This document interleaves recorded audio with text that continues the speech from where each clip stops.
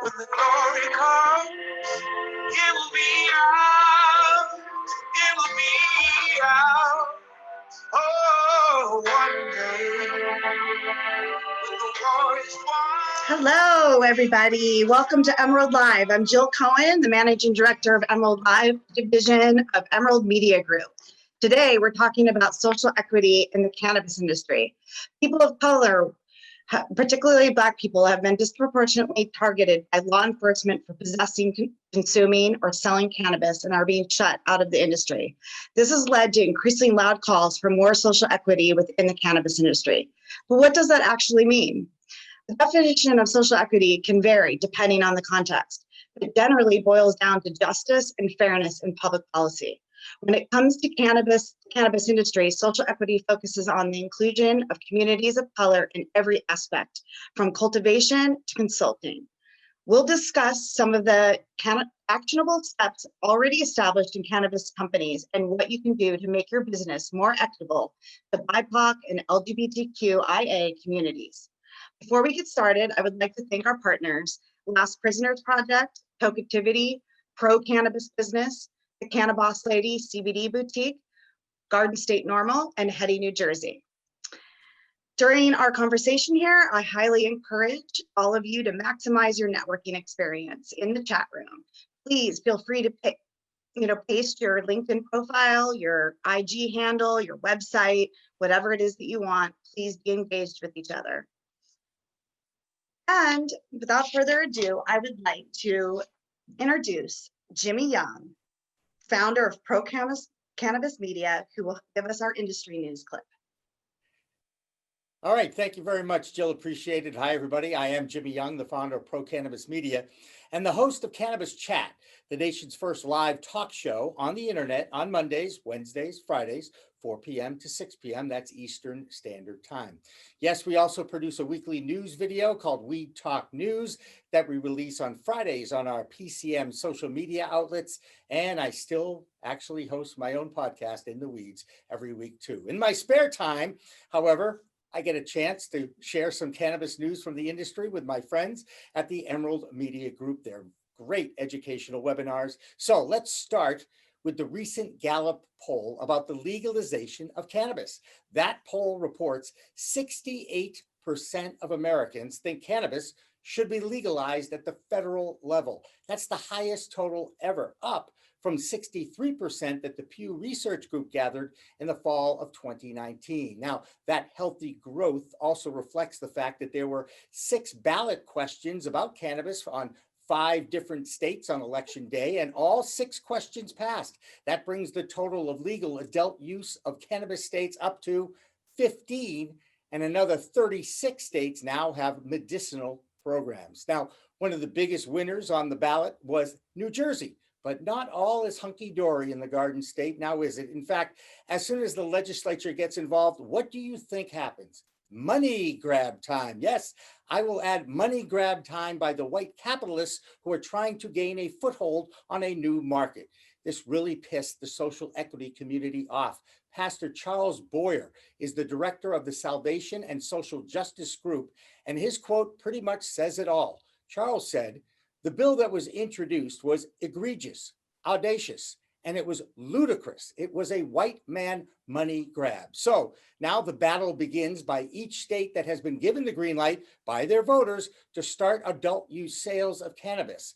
Now, everyone on the ballot questions has a clause that basically says those who have been most impacted by the failed war on drugs should get access to opportunities for licenses and have records expunged for possession crimes, which always have targeted the Black and brown communities. Remember, it took Massachusetts 2 years after passing the ballot question to open their first dispensary, and it took Maine 4 years. So while a cannabis question on the ballot drives voters to the ballot box, the work begins after the fact, and legislators are clueless when it comes to coming up with fair regulations. Even now in Massachusetts, where the Cannabis Control Commission has finally given an opportunity for social equity applicants to get their first crack at those valuable delivery licenses, well, that's still an ongoing controversy. Turning to the dysfunctional federal government right now, the House of Representatives is still moving towards voting on the MORE Act in December. That bill stands for Marijuana Opportunity Reinvestment and Expungement Act. It would decriminalize cannabis by taking it off the Controlled Substances Act, and it would also expunge convictions of nonviolent cannabis offenses. Now, many consider the MORE Act just the first step towards full legalization of cannabis in the US. Of course, even if the MORE Act does go to a vote in the full House, there is still that issue of the Republican-controlled Senate to deal with. And they can't even agree on a second COVID relief bill. In the meantime, another country just south of the US, Mexico, is moving towards legalization rather quickly, with their version of the Senate passing it over the weekend. Another country that's moving towards legalization is Israel. Yes, the promised land has always been at the forefront of science and research and accepts its medicinal strengths. But now their Minister of Justice, Avi Nissenkorn, sees legalization as inevitable over the next 9 months. And I say, Mazel Tov. And that's the news headlines for this month. For the Emerald Media Group, I'm Pro-Cannabis Media's Jimmy Young, reporting now back to Jill and Christina for the webinar. Thanks, Jimmy. Thank you so much, Jimmy. Thank you so much, Jill. I do so love hearing the news from Pro-Cannabis Media. Thank you all for joining us today for this panel that discusses social equity. This is a very important topic in the cannabis industry that is frankly just not discussed enough. How can we do better, and how can we give back to the community and those that have been disproportionately marginalized by the war on drugs? So from my home to your home, I want to say thank you for joining us today. And without further ado, I would like to introduce our moderator, Mary Carrion. She is an award-winning journalist from Southern California, and she's the associate editor at Mary Jane. Formerly, she's the news editor at High Times. Mary's drawn to stories about cannabis and the environment, social equity, veterans, the opioid epidemic, and the history of cannabis in California. And she's also discussing on the rise of psychedelics and plant medicine in the 21st century. You can find her byline in Forbes, Kitchen Toke, OC Weekly, LA Weekly, Sensi Magazine, and more. We are so thrilled to have Mary with us today. And without further ado, Mary, please take the stage. Hi, everybody. Thank you so much for tuning in and coming to listen about one of the most important topics in cannabis. Thank you for having me, Emerald Magazine. This is awesome. And I am thrilled that you guys are having a platform for this topic and for a number of other topics in the cannabis space. Even though it's something that we all are kind of familiar with, you know, a lot of people still have to learn about things, whether that's sex and cannabis, whether that's social equity, social justice, and many other very important topics within the space. So thank you guys for providing a platform for that. As I was just introduced, my name is Mary Carrion, and I am the associate editor at Mary Jane. That is Snoop Dogg's media company. And like I've said, I am so honored to be here. Social equity in cannabis is already an extremely hot topic, but I truly believe it's about to become the topic in cannabis heading into 2021. And I don't think that is going to change. I think it's going to stay that way until we see change and a major overhaul in the cannabis industry, which ideally, in my opinion, would start with regulations, making the legal space all around more accessible to Black, Indigenous, and people of color. But more on that in a sec. Let me introduce to you our incredibly knowledgeable panelists today. And yeah, so that we can just dive right in. Let's start with Marie Momarquet. Hello, thank you everyone. Thank you for having me, Emerald Magazine. Thank you, Mary. My name is Marie Momarquet. I've been involved with cannabis for a little under 15 years now. Originally, I'm from Nashville, Tennessee. I moved to California to stay out of trouble and get involved with cannabis entrepreneurship. And I started a couple companies with my brother. First one legally in 2015 was a delivery company based in the Bay Area in Redwood City. And then we expanded into LA with a delivery service. We now opened up a farm in 2016 in Salinas that's mixed light, 50,000 square feet. And we have a consulting distribution company called Legacy Coterie that deals with sales and service and different distribution pieces. And I spend a lot of my time having conversations like today and working with social equity and working with Miss Ange, who I love, love, love. And yeah, I'm super excited to be on the show and really excited to have these conversations, like Mary was saying. Yeah, it's awesome that we're here and we're able to have these conversations. So thank you for extending your expertise on this topic for everybody here. Angela, it's great to see you. Please tell us a little about yourself. Hi, everyone. I'm so excited to be here. Thank you for inviting me to be on this panel. Yeah, so my name is Angela White, and I am the Equity for Industry Program Manager at Success Centers, and we are located in San Francisco, California. And Success Centers works with the marginalized community and placing them in job placing, arts, and now cannabis. Those are some of the different industries that we work with. And coming up near to put together a job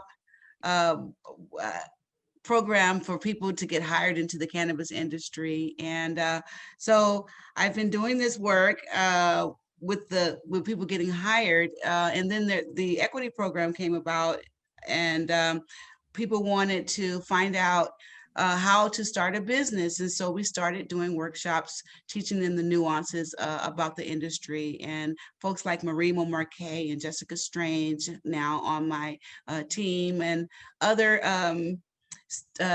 industry professionals work with, make sure that equity gets what they need.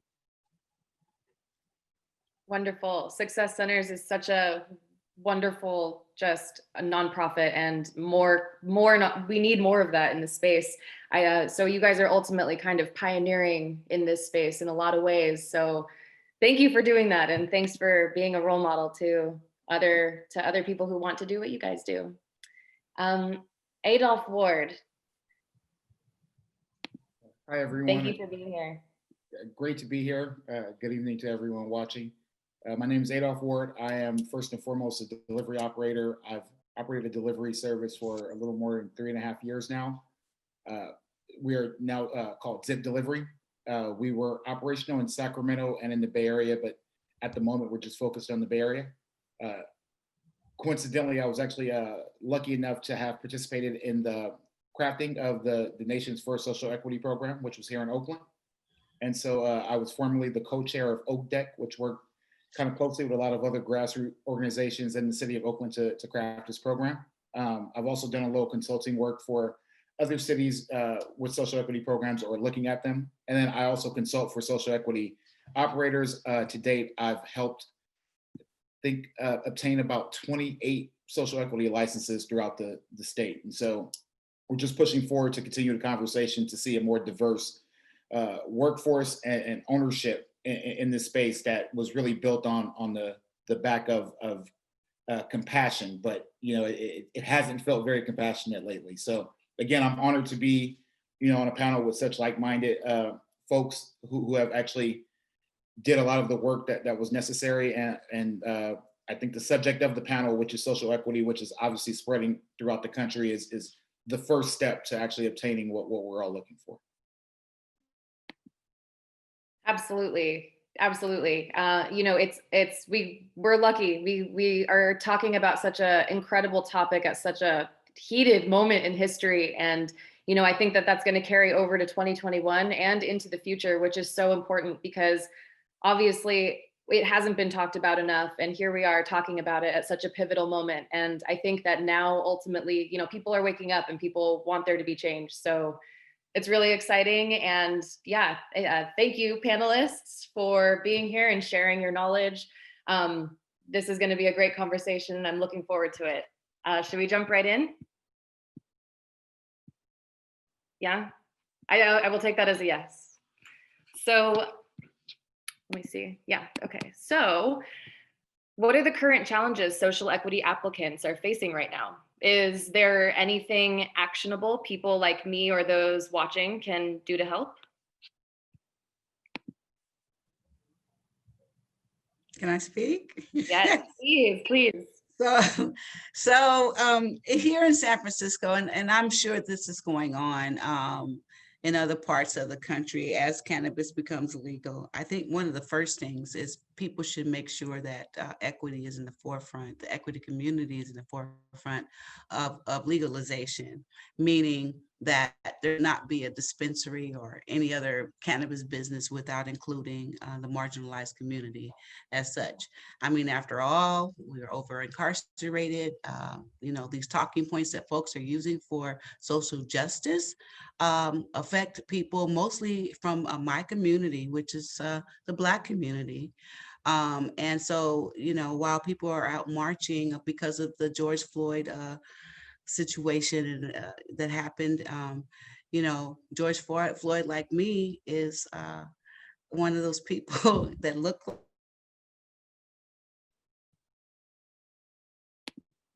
just by the judicial system. So yes, we want to make sure that, while you're marching, make sure that people from the Black and Brown being able to be a part of this industry.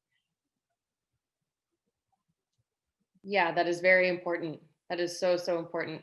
Is there anything else that you guys think that people, businesses and people like me and people watching can do to help facilitate a more equitable workplace? Make sure that you're hiring folks from the community, making sure that you're bringing folks in to make decisions when you're that sit at the table with you, not just look around and have people that look like that are non-people of color, I would say, and that word is kind of hard for me to use, but Black people and people of color. Make sure that you are including that demographic in your decision making, because if you're sitting around the table and it's all full of white men, white women, even that, because they don't really understand what has happened to our communities on a total level. Not to say that they don't, but have people in that have been in this arena that can really tell you what you need to do. And then the other thing I would say is funding. Funding for equity community because of the wealth disparities. Step up, help fund some stuff, and not be predatory when you're funding. Wow, I think that's incredibly important. My God, I think, I imagine that funding is probably an issue that's happening within the equity space right now.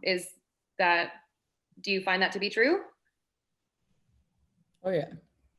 Yeah. I would say not only funding, but Adolph could speak to this too, but you're looking at programs that are being created years after, corporatized, highly capitalized cannabis has already gotten started. So 2018, January 1, everyone's still running to acquire permits. Meanwhile, highly capitalized, globalized entities have come into our space, and we're, the minority space, minority not only being minority, but not being capitalized, we're in need of money.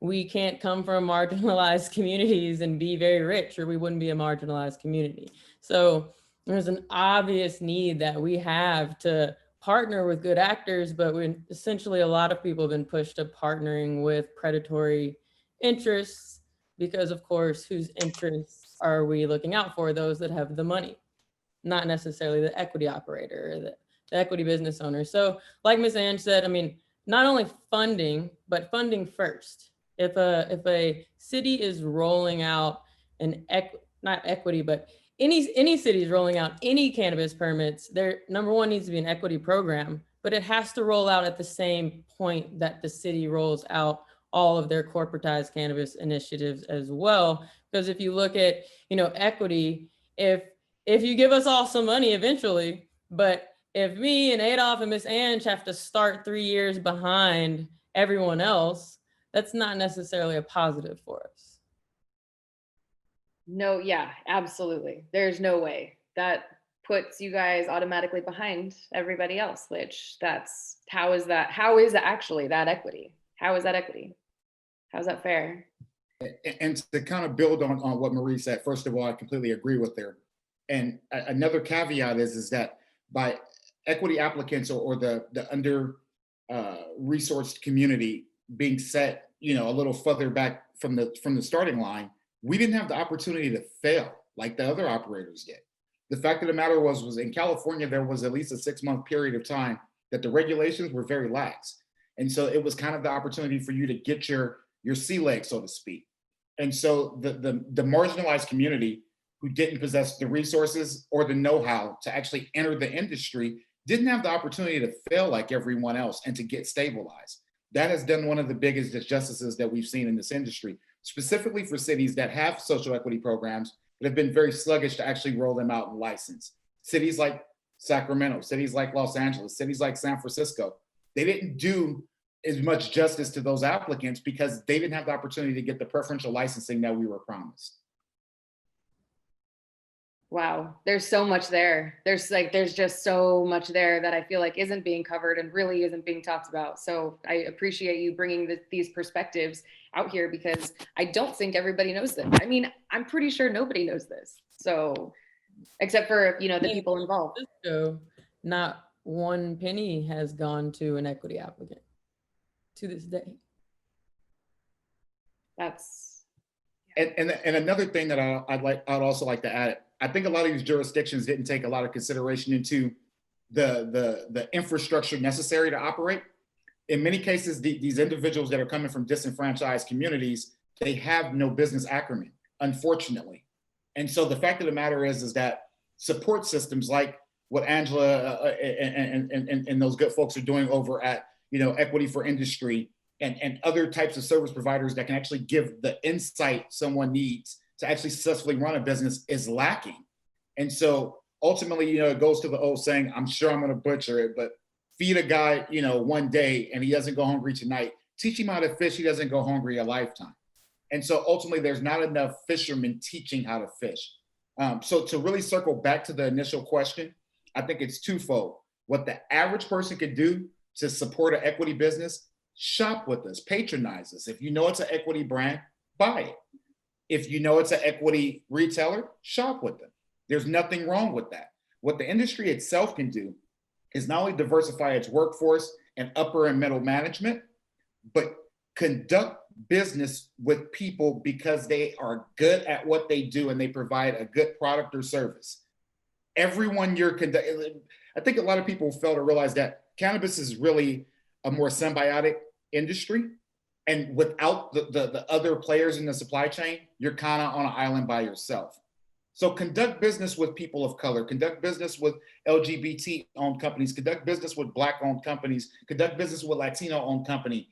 Every company that in the internal infrastructure doesn't have to look one way. That's not representative of the community you service. I agree. Go Adolph. yeah. Oh my goodness.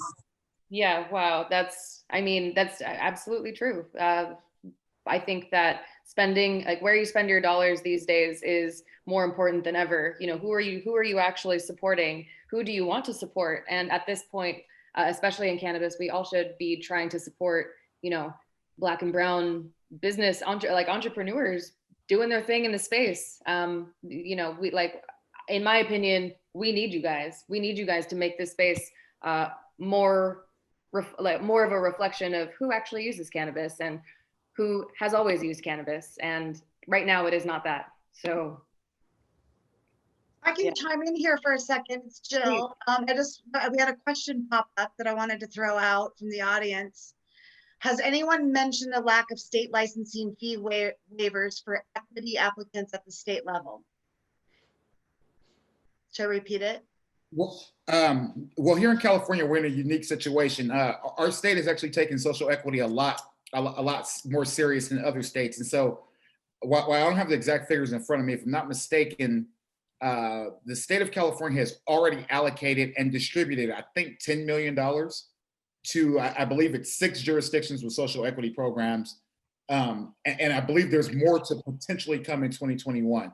So there hasn't actually been fee waivers, but they've actually committed funds to actually offset those. Right, here in San Francisco, I think they just released the money for equity applicants, but it's a reimbursement. So you have to be up and running in order to get this funding. So there's nothing for the folks that are trying to get into the pipeline, which is kind of sad to me. But for folks that have fought their way through and got their businesses up and running, if they produce receipts, they can get funding that way.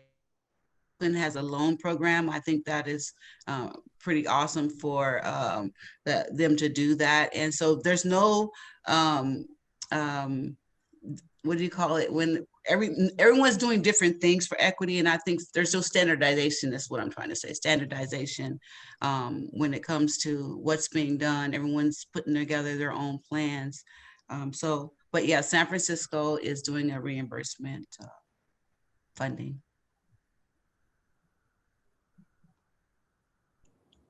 That's in the works, I should say. Yeah, and something just to add to that, sole proprietors get a higher percentage than the split, like the almost half and half, 51-49 splits. And just to speak on how hard it is to be a sole proprietor in the city of San Francisco, every single person has a split except one person, Reese Benton. So right on, my hero. one of those crazy scenarios where like, you don't have to try hard to see the data. You look and see, oh, everyone out here had to partner with someone that was highly capitalized. And this is going to be the creation of what that motivation looks like from that corporation that's controlling the board, that's controlling the funding, that's controlling the taxes. I mean, at the end of the day, I don't know a lot of investors that would be like, I will give you 50% of a company for sweat equity. You know, I will fund it. I will give you control, even though it's my money. And your sweat equity is going to equal mine.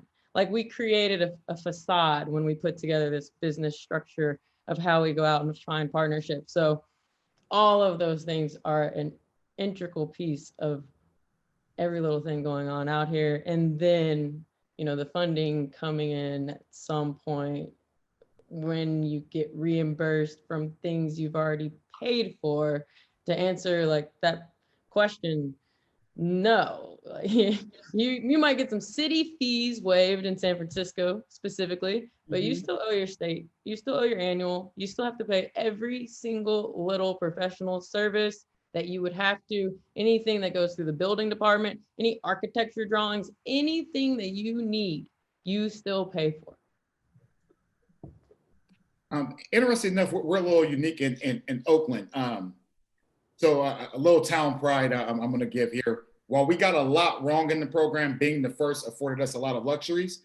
And so in our program, Ordinance 5.80 and 5.81, it was initially written that a portion of the non-equity applicant license fees would be allocated for social equity. And so what we did in Oakland was we writ into the ordinance a way to pay for the program. And so what the city did was that it's given those funds out. I think it initially raised, 1.6 or 1.9 million. It initially gave those funds out to social equity applicants as a no interest loan.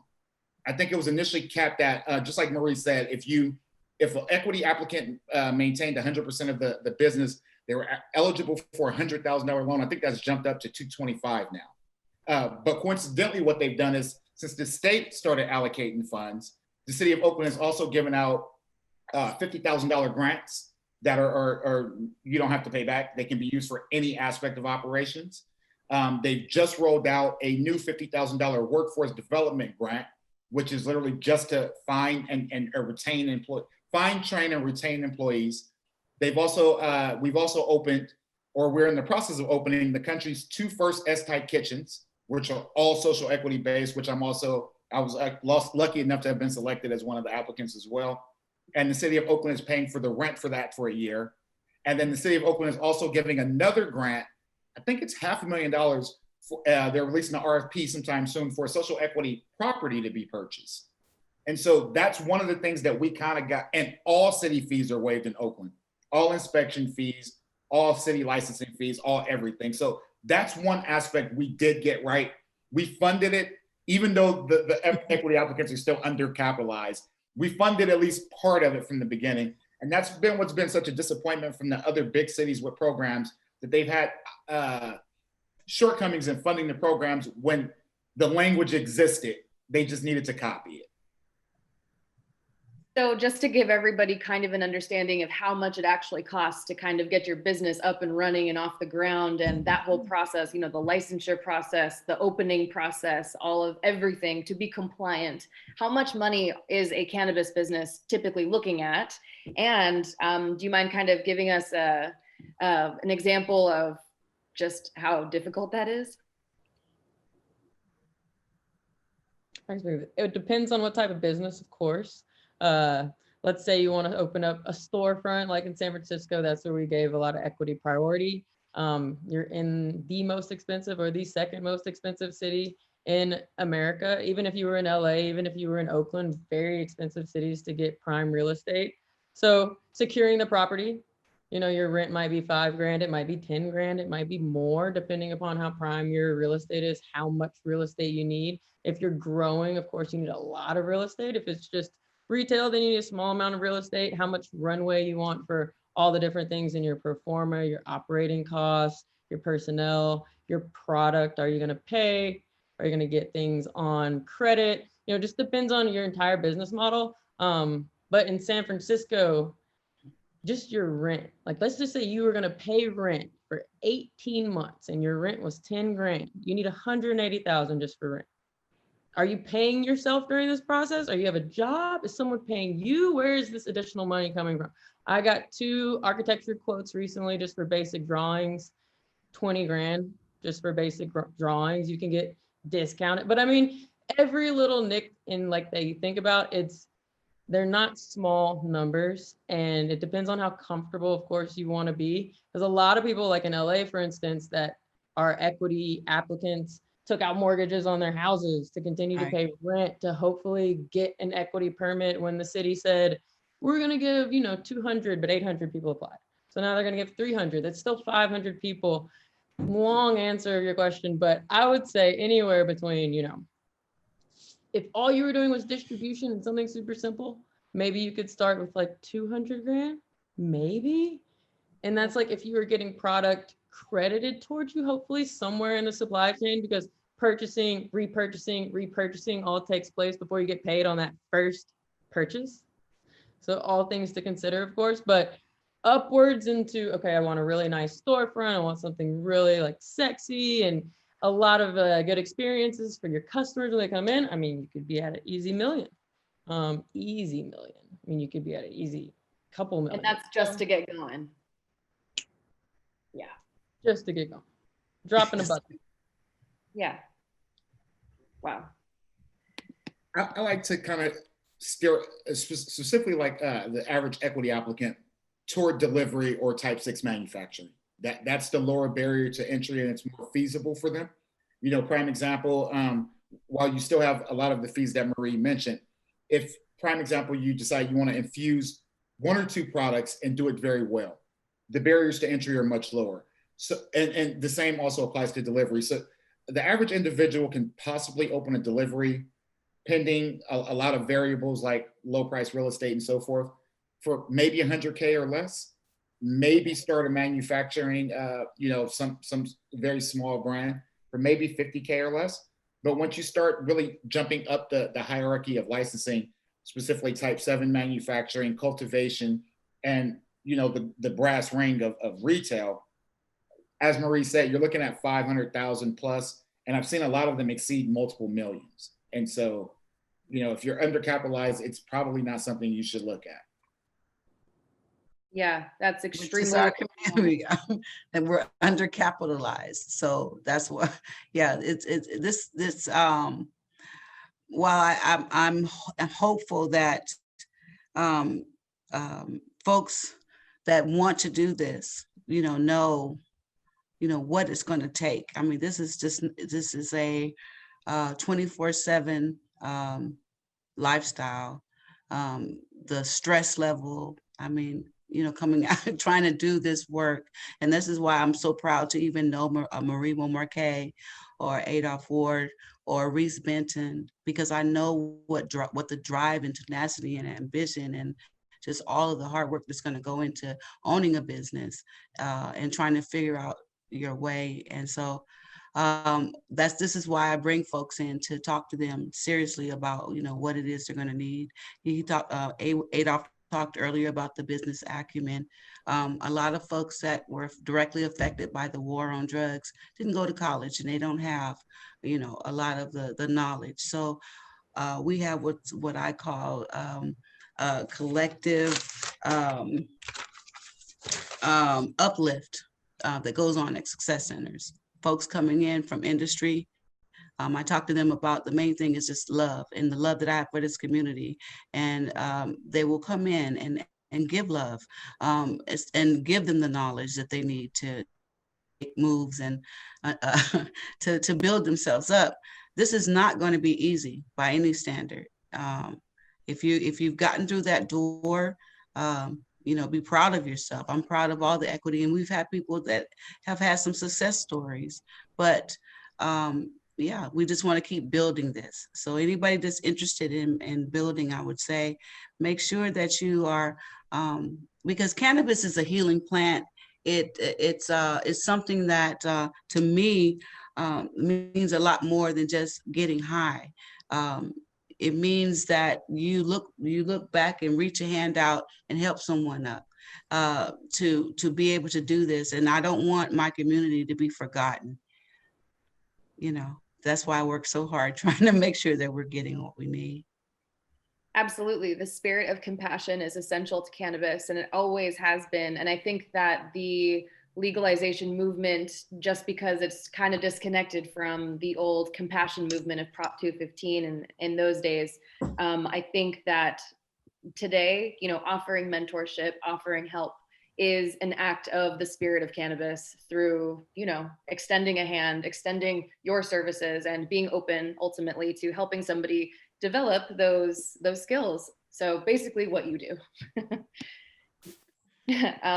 So most business structures need to change in order to move away from a repeating pattern of exclusion. So this is kind of a two-part question. Where in the formation of business plans have people failed to include Black, Indigenous, and people of color? And how can new businesses avoid making that mistake going forward? I think that what happens quite often in the drafting or crafting of a business plan is that there's very little thought process to a workforce in general. And so ultimately, these entrepreneurs or capitalists are so fixated on profitability that they're not thinking about who the workers are that will actually conduct the day-to-day operations. And so I think that if entrepreneurs give more insight to their business plans to begin with, and they're more representative of the communities that they plan on servicing, you can't leave out Black, Brown, and Indigenous people, or else you're not actually doing yourself any justice. So I think that one really falls on the entrepreneurs themselves, that business plans are, I think in today's day that they're used in the wrong way, right? I think everyone is drafting a business plan to try to get funding, when in actuality, a business plan is your blueprint of how you operate your business, which is also a living document that should change throughout time when things change. And so ultimately, I think that, instead of just drafting something that sounds good and will attract investors, more thought should be put into them. I'd like to touch on this too. I think the Silicon Valley approach got into cannabis immediately in Prop 64. The growth at all costs, the lose money for 10 years, I can be Amazon too, disrupt. So you see pitch decks filled with all these ways that the prices are going to be driven down and commoditized, and everyone's going to consolidate, right? Our industry is unsustainable. The way that we create these businesses, these pitch decks, these pro formas, we're covered in extreme for-profit companies that, to Adolph's point, no, they're not thinking about the workforce. The workforce to them is a commodity. It's not a value. We don't look at people as a value. Even in America, we look at money, drive the bottom down as low as we can, right? So cannabis, it's amazing to me. I don't even think I saw this coming, and maybe I'm just too impressionable or something, but I was like, this became such a for-profit industry only so fast, where we were a very caring, co-op oriented movement that was very grassroots. And then all of a sudden when we said, hey, white people, you can make money over here, it just, the entire like foundation of everything we knew went out the window. Tomorrow, we have no compassion programs. To me, it's almost like, if you think about a hacker, right? Like, you're like, this dude is a genius. Everything he's doing is illegal, but he's a genius. And for-profit companies, whether, you know, for-profit, private, public, they all want to hire him. They're like, this dude is a genius. All of the people like myself that sold a lot of cannabis before it was ever legal, like, we're like those hackers, but we're not even looked at with that same value. We're looked at like, oh, whatever they do, we can learn it in 5 minutes and replace it and commoditize it and drill it all the way down. Equity hiring, sure. Local hiring, sure. Buy equity products, sure. Like, what do we got to put? What box do we have to check? And I've watched so many companies just check the box, check the box, check the box, right? But at the end of the day, like, when we look around and we see very limited female representation, we see very limited, you know, LGBT or anything other than white men representing cannabis, when, you know, we all know who's in jail for cannabis right now all across the country, whether it's New York to Maine to Florida, and even the hypocrisy with just not even be able to push a button and expunge these things. You know, more hardship goes on us to expunge it. We need to pay more attorneys to fix these things. It's all of our problems, right? But yeah, I mean, to the point of the question, even just diving back in more, look at where the funding's coming from. Who do you think they care about? If the money's coming from Canada, who do you think they care about? If the money's coming from China, from Russia, who, like, you're kidding me. Like, you think that they care about taking a percentage of a business that already is very limited profit because of our like our over regulatory processes? And you think they're going to give those very small profits to people that look like us? No. So we need, like, really look, I mean, if it was that simple, we could look outside, right? And we'd see more Black owned businesses. We'd see a lot of our own people owning businesses in our own communities, right? So what can we do? We need to look at where the funding's coming from, how we can have local funding, how we can have more community oriented business bases. Not only that, but how do we take the hackers and appreciate them, right? And bring them into what I don't like to call it the black market, I like to call it the off-white market. Like, how do we take them from the off-white market and bring them in to the white market? Like, what does that look like? How can that be valued? And that's the changes that I think, like, would need to be in business plans, you know, and spoken about more than how can we commoditize people and how can we make more money and how can we drive cannabis basically into the bottom tier of the line. Yeah, I think that ultimately also starts with regulation. Regulation needs to be, like, the regulation of cannabis across the country, regardless of what state you're in, needs to be more accessible and more friendly to Black, Indigenous, and people of color. Otherwise, it's always going to be an impossible barrier to entry and forever a white gentrified place. I don't know. That's just how it's going to be. And until, like, the regulations ultimately provide a blueprint that which these business plans sort of mold themselves under and sort of after.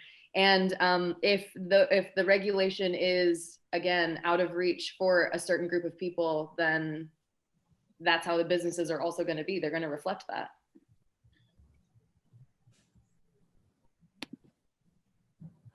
Yeah, so if your company then has an equity issue, meaning everybody in your business is male and or white, is fixing that problem as easy as just hiring African Americans, Indigenous people, or other people of color? I think it goes back to my comment a few moments ago. You know, it's not just about that, you know, the lower level workforce. It's about your entire way of being, you know, in regards to how you conduct business, right? If ultimately cannabis operators have a lot of ancillary companies we have to rely upon, security companies and accountants and attorneys and architects and contractors and vendors. And, you know, if you're a white operator and you look to the left of you and you look to the right of you and all of your suppliers and vendors they're all white men, you're part of the problem. That's not representative of what your community looks like, period.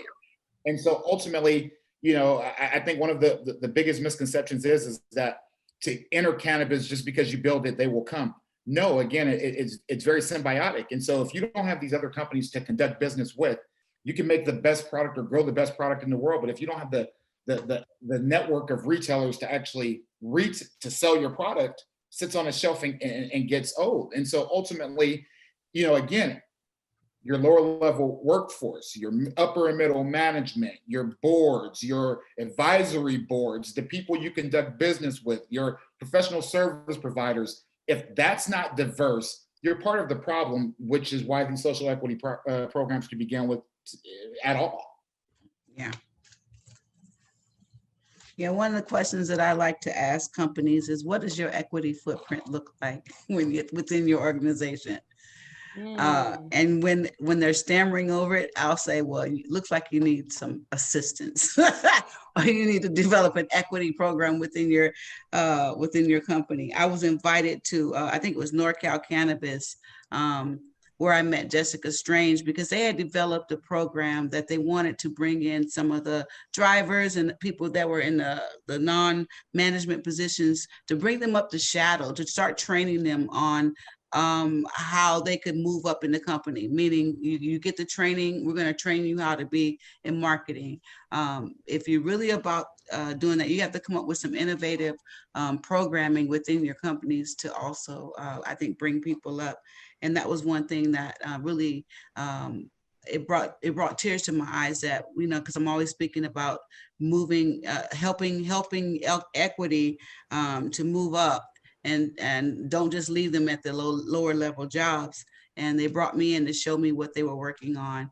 Unfortunately, the layoffs happened after COVID, so I wasn't able to see that to fruition. But just ideas and things like that, people, we can do this in the cannabis industry. We don't have to be like every other industry and continue what's going on in our country. We can be better. I expect cannabis to be better. I'm watching. and to just be 100% frank, the communities that were infected the worst by the war on drugs, you know, it doesn't take rocket scientists to see that we're underrepresented. Black women or women of color are actually represented in the cannabis industry a lot more than Black men, which disproportionately, we are the ones that are sitting in prison for low-level cannabis crimes. From my experiences, 98% of the time that I've walked into any retailer in any legalized state, the people who look like me, who are in that, who are working in some capacity in that retail location, are wearing a blue uniform and guarding the product for somebody. The security, you're absolutely right. So the truth of the matter is Black men don't even get low-level bud tender jobs. Mm-hmm. Those are reserved for in many cases, I guess, quintessentially what is, I guess, looked at as an attractive younger woman. And so ultimately, it's a shame that, you know, ultimately we're good enough to guard the product, but we're not good enough to start on the bottom tier of employment. It's shameful, and we have to do better. Man, that speaks to so much. Mm-hmm. And anybody who goes into a dispensary will definitely see that usually there are women in the front. That's just how it's always been. Also at events. Maybe when we get back to events, things will be a little bit different. Maybe that'll be a thing we left pre-COVID, you know, in events. So the cannabis industry across the United States, as we've already established, is an incredibly white, straight space. Are you hopeful for the future of cannabis? Do you see businesses successfully making changes regarding social equity? Or, you know, how do you see the landscape as we move forward into hopefully a new era? I think there's a lot of work that needs to be done, but I have hope. I do have hope. I had, speaking of Black bud tenders, when I first started out here, we had a training program. Well, I do a series on customer service, and this young Black male came in and he wanted to get into the cannabis industry. Well, his name is William Brown, and he ended up being 2019's Bud Tender of the Year award. If you take an opportunity to reach out to someone from this community, especially Black men, because they're the ones, as Adolph said, who have been directly affected the most. He became the bartender of the year. There are some gems in this community, and they must be recognized. They must be respected. They must be brought into this industry, and they must be treated and moved up in the company. I have folks that have started out on the entry-level jobs that are moving up into buyers and management. So there is some hope for this industry. I see it, but we have to keep nudging at the heartstrings and nudging at them to keep them awake so that they don't fall asleep and start doing like all the other industries here, right? Yeah. I agree with Angela. I have hope as well, but it's primarily because as Black people in POC, hope is all we have. The truth of the matter is that, for hundreds of years, our people have had to demonstrate nothing but hope that things would get better. We look at the current climate of this entire country, and all we can be is hopeful. Because if we actually dwell too much on reality, I don't know if many of us would even come out of the house tomorrow. And so we have to be hopeful that things will get better. Do we honestly believe it? Do we think that we'll see that in a quick time frame? More than likely not. But I want to get back onto people of color, and Black people are some of the most patriotic citizens of this country because we believe in something we can't see. We hope for a better day, even though it maybe wasn't yesterday. And so we will continue to be hopeful. How mindful we are of what's actually happening is a different conversation.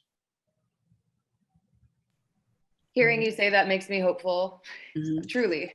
That's why we need to have more Black and brown ownership of these businesses, because we can look to people that look like us and know that where they come from and how to help them build. And so that's why we're all working hard towards doing that, making sure that we have a foot in this door. And so whereas maybe these people that are coming from big industry don't really understand that, we do. Yeah. We have a question actually from one of our viewers here, and her name is Sabrina. Sabrina says that she's in her mid-20s in NYC, and she's interested in owning a business in the cannabis industry in the future, especially in New Jersey in the near future. What can she do now, just besides saving money, to be prepared for launching a business in the future? And how can she get connected with somebody who might be interested in a mentorship role? Well, I would say sign up to come to our workshops. We're bringing in folks, like I said, that are teaching folks about the cannabis industry from every aspect of it. I mean, this is a learning room. It's a safe space. It's a safe place where you can come in and ask any question, because I always tell folks that come to our workshops, no question is a dumb question. And the information that you're getting, the scholarship programs that we've been offering, thanks to Oaksterdam University, and so many others that are just coming in and just pouring love and knowledge into our community. Everyone's welcome. I always say this whole nation is my hood. My people are displaced and marginalized throughout this country. And so the doors at my doors, but Success Center doors and the Equity for Industry workshops are open to everyone. I don't care where you come from. Yes, we're focused on San Francisco, but the knowledge that you'll gain by coming to these workshops is priceless. I imagine applicable in most places too. Oh yeah, and we have a lot of workshops on just like how to handle cash, standard operating procedures that you would need for security, or things to think about for transportation, or things to think about for inventory control. And something like metric is right now nationwide. There's only one metric and it clicks the same in every state. So everything that Miss Ange teaches and touches on is 99.9% applicable to every city and every state. And that just goes back to like the hopeful part, right? Like, I think, I'm not from California. I've been here 10 years, but we live in a bubble. Like in California specifically, we live in this bubble. In our bubble, there's a lot of things that have already taken place. That's what we can say.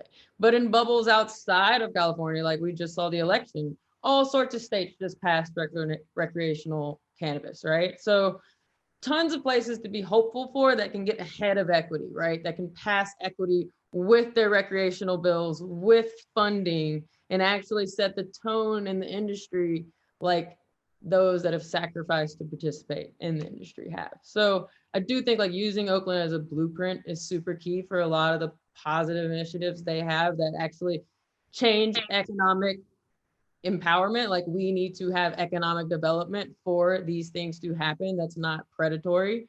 And even just looking at like, you know, how much did Amazon pay in taxes last year? 0. They got a tax credit. Imagine if we wanted to support and put our money where our mouth is and actually give tax credits and real estate incentives to people to work with equity. Like that's what every other business gets that doesn't pay taxes. That you look at the Banking Reinvestment Act, they give 10% to the communities because no one ever lended money to us. No one ever lended money to Black people. They're like, we literally have a stipulation against that in our policy. We do not lend you a dime. So, I mean, a lot of the things that and real estate and everything else, and there's more to it than just you know, the war on drugs. It's been a war on the people that look like me in this country, from real estate. I mean, it's just so much that has been done, and you know, it brings tears to my eyes. But I'm not giving up. I'm here fighting, and I'm gonna keep fighting until I take my last breath, because I know that we deserve to be here, and we're gonna be here. And we can't be oblivious though, honestly. Like I run into people that have businesses every day, and I'm sure Adolph feels the same way. White men that tell me all the time, oh yeah, Maria, I had 3,000 pounds and I got pulled over, and like me and my girl were there, and you know, I'm white and I got my little glasses on. They would never total different story. 5,000 pounds in the back. Think about that over and over and over again. And those are the people that eke their way through, if there was that even, you know, possibility. But people that look like Adolph didn't. That car got searched every time, no chance. So being able to make sure that Black men, especially that have taken the brunt of this hardship over the years, have an opportunity and a lower barrier of entry than $1 million to participate in what they've been doing their entire lives and putting themselves at risk their entire lives, you know? So that's the reality. And if it was that easy, then we would look outside and we would own more things. So it's not that easy. And it has to be more than an initiative because we just rioted. It has to be an initiative every day. It has to be in your business plan. It has to be in your business ethics to do the right thing. And to, like Adolph said, work with people that look like him and I, Miss Ange and you. Like if you're not working with people that look like us, you are intentionally creating the 1%, the wealth gap to get wider, making sure that people that look like us have less and less and less, even though this is literally the industry that we built and it's modern day slavery. I always say, if I was in Tennessee with doing what I'm doing right now, I'd be behind behind bars, underneath the jail for years and years and years now, right? That's why I came to California. But at the end of the day, this bubble is not reality. You know, reality is people going to jail every day that look like us for cannabis. So Sabrina, you should basically research. There are a lot of resources out there, like Miss Ange and Maria, and I. Most social equity advocates pretty much have an open door policy, and they'll do anything they can and guide you in the right direction. So I'd implore her to whatever it is that she's really looking at doing, research it as much as possible, so that by the time she enters the industry, she has at least some leg up and some sort of rough idea of what it is she wants to do. And then she can figure out the blueprint of how to get there is later. And I would say for those that are listening that have resources, just remember to put morals before money. Yes. And for all those people also listening that provide services to cannabis, stop being so predatory. Anyone that's looking to enter this industry should know that right off the bat, as soon as you put the word cannabis in front of anything, it price goes up. No matter what you say. You put real estate, your cannabis real estate. In LA right now, it's average $15 a square foot. Imagine that, $15 per square foot. Camera systems are substantially higher when you talk about cannabis. Contractors charge us more. So brace yourself for that as well. You're going to pay a tremendous premium just because you're in the industry you're in. Yeah, so Jill Cohen here chiming in. We're at the end of our event, but I just wanted to quickly say that I'm in the process of launching a brick and mortar CBD luxury boutique in New Jersey.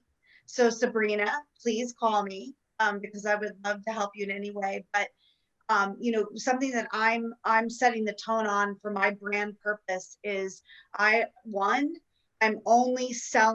reselling CBD products, and I'm only selling women-owned businesses. So women-owned minority products in my store.